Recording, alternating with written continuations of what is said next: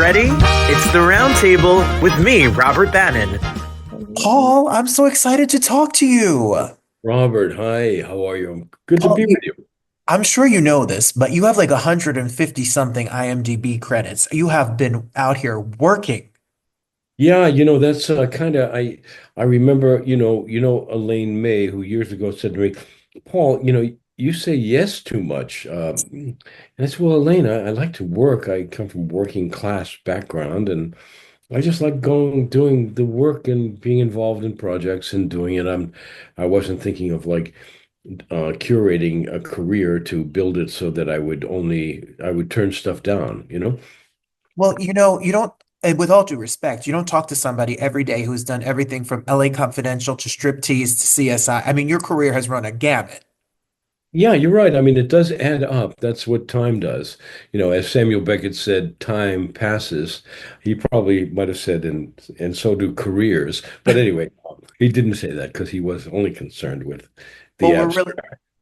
I hear that. Well, we Hmm. are very excited to talk to you about this brand new film that you have coming out that you're not only one of the stars of, but you're also executive producing. How did this film come to you? Why did you say, this is the film that I want to put my acting and name behind? Well, as I recently got an award and I had to give a speech. And I started off in thinking about it. And, actors really don't decide what they want to do as much as we would think. You have to be chosen, really, first. Otherwise I'd say, like, I could wake up and say, I think I'd like to play Richard III. Actually, I am reading it now and I would like to play it. And I was maybe Vanya, I mean, you don't just decide yourself. Other people have to come together and make all these decisions. Some of them are commercial, you know, and some of them are artistic. And I think when I get chosen, it's mostly in the artistic level. So I was pleased to feel that the guy that I knew, Jan Eagleson, a very good director and theater person I've known for 50 years, since we were kids. He's done all kinds of stuff. He was championing me to Eric Aronson, who, to give him credit, chose to say, like, yeah, and because it was really set out to be an artistic project, something that we could really have the full experience of collaboration and work together and develop this idea in Eric's vision. And you know, and so that's why it all happened through my friend Jan Eagleson in Well, meeting I'm Eric. I'm excited. Any day now is what we're talking about, everybody. It is out on May 20th. It's digital release. You can pre-order, starts on May 13th, and it's going to be the perfect film. It's true-ish. Is that what we're saying? It's That's kind true. of based. Eric is he's kind of piquant. He's well educated as you are, Robert. So he has a certain kind of je ne sais quoi about like how he describes stuff. He's a stylist, so it's true-ish. Well, Paul, most people, no one from New Jersey has ever been called stylish before. So I thank you for that. So, Well, I mean, Meryl Streep. oh, there, the only other one, me and Meryl Streep, according to Paul, right here. I'm taking that. That's going to be on my bio from now on. 35 years ago, this story is notorious Boston heist happened, and now the film is made. And what I loved reading about the film is that you have been really creative about the PR and getting the word out about this film. You've done some very Wow. interesting pop-ups Yeah. and ideas. I wish I could say it had something to do with that. I'm always intrigued by it. I thought some of it was really risk-taking. And when Eric had a, pop-up gallery that had the art hanging in the walls, and then they did something with the FBI. I mean, I wasn't around then. I was doing something else, like probably playing hockey, which I played in New Jersey, by the way. Anyway, yeah, so it has been extremely creative. I mean, some of the stuff, as your viewers may not know, they had a viewing of these art pieces that were, recreated, and all 11 paintings that were stolen, and then they walked them through Times Square with FBI jackets, which I think is illegal, and pretending as if they found them, and people stopped, and it went viral as people were photographing, thinking they found the Vermeers and the Rembrandts in Times Square. I mean, I guess people think that they were all hidden in Times Square. I mean, I don't know. People are pretty gullible, but it's great that the event of it all created such a stir for, as we know, for the moment. For the How moment. long do stirrs last? I mean, there's a half-life to it where I think even a fantastically wild publicity idea, given the fact that we all have publicity on our phones, it lasted, the viral moment lasted until, Beyonce decides she wants an Emmy or whatever the next viral moment is. Well, 5 million views is pretty darn good to me. You play in this film Marty Lyons, and can you tell us a little bit about who is Marty Lyons and what is his role in this whole heist? Yeah, sure. Well, Marty Lyons is he's a lifetime thief he's very of art. He's also, I learned, and I did some research myself, of learning everything to do about samurai blades. By the way, they're called samurai blades, not samurai swords, because Marty Lyons is an expert on samurai blades, all of them, from the 15th century on, all the master samurai blades. So I was learning all about that just to have in my pocket of this is what he's interested in. He knows a lot about art. He knows but he also knows how to steal it. And some of his stealing methodology is extremely bold. I did know that historically, he just like ran into the Museum of Art in Boston, took a painting off the wall and ran out, almost like what you would do when I was a young teenager growing up in a difficult neighborhood in Boston. I remember at 15, we decided to run in, grab a case of beer, warm beer, and run out, for the 15-year-olds. And, I mean, that is it's like the most brutal way of thievery you could probably. And luckily, we weren't caught. I mean, now I'm admitting it, and I wasn't really there. I would The deny. statute of limitations maybe The is statute of over. You may limitations, be that's good. right. They're doubly over, triply over.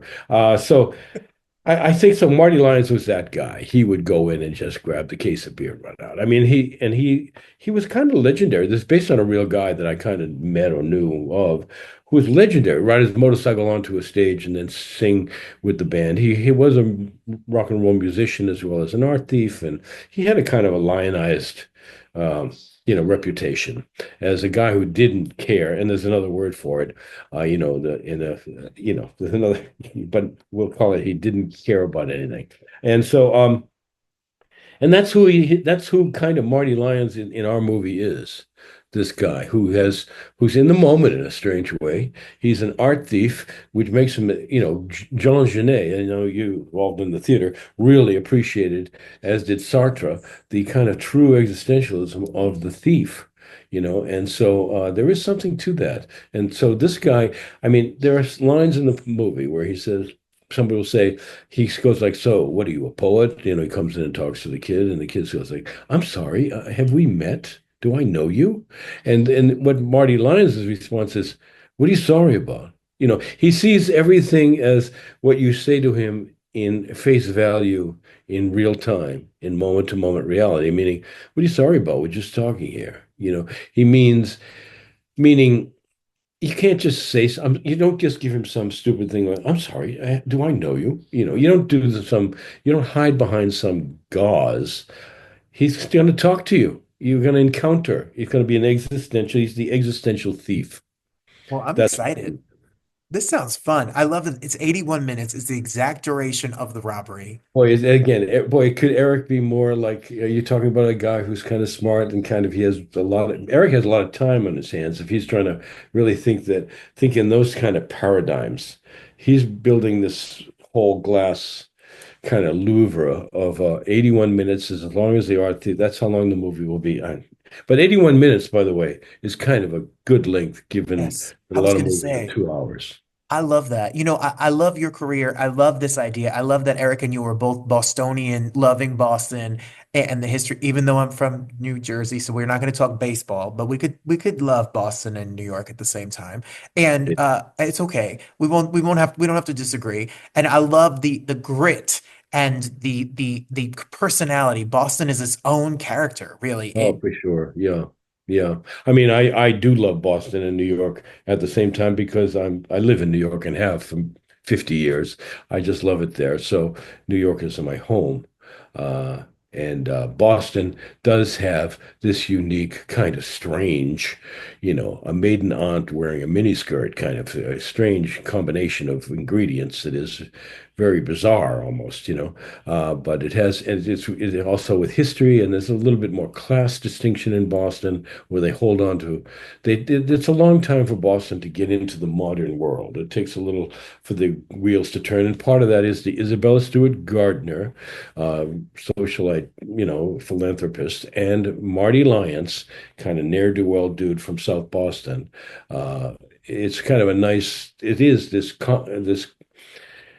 combination of the class culture, the culture clash of Boston in general.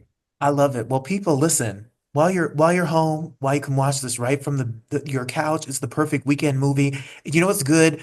Sometimes you go on a date movie, you got to sit through a romantic comedy, you got to sit through an action movie for him, and you got to sit through with some. This is good for everybody because this is for everybody. It doesn't matter what age, what gender, what your partner is, what you're doing. This is the movie of the weekend that you need to check. I'm glad that you're enthusiastic, Robert, because it really is about this relationship and watching people, having one person actually give something. There's a kind of a positive codependency to it, meaning, so I'm going to help the kid self-actualize, and he's going to help me steal some art.